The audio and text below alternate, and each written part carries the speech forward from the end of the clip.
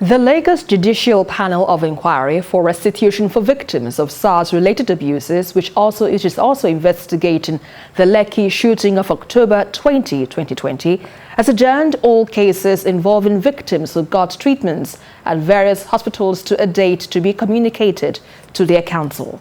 The panel did this so it could assess the medical records from Reddington Hospital and other medical centers. Kemi Folade reports. For the fifth time now, the Nigerian army were absent to continue giving evidence on the alleged shooting at the Lekki toll gate last October.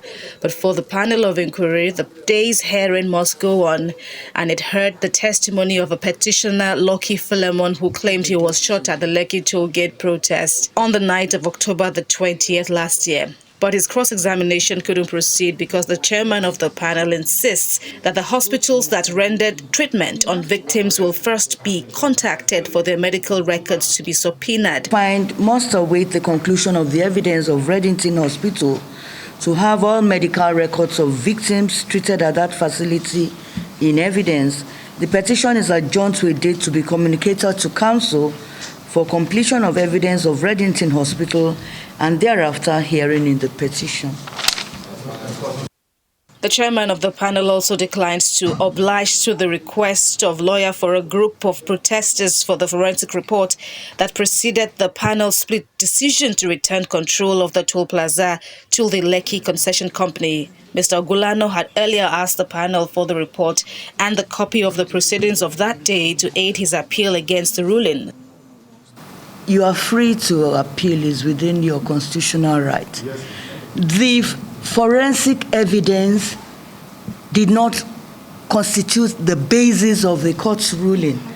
It was only a fact that the forensic evidence of the panel is ready. So why do you need the evidence to go on appeal?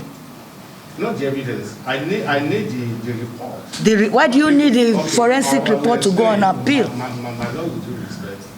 And according to one of the coordinators of the NSAS protest at the toll gate, the curfew imposed by the governor didn't deter the youth from leaving the protest grounds.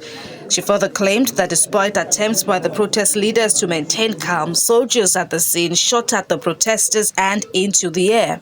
So as they tried to approach the protesters, they were crying. They resisted him like, please don't talk to us. This should have been the first thing. The first shooting in the first, so everybody started resisting him. And then the other army official put his phone on me and started questioning me and said, are you not aware there's curfew? So I said, yes, I'm aware there's curfew, but curfew was meant to be 9 p.m. The shooting started 6:45. Cross-examination of the witness is now fixed for March the 20th.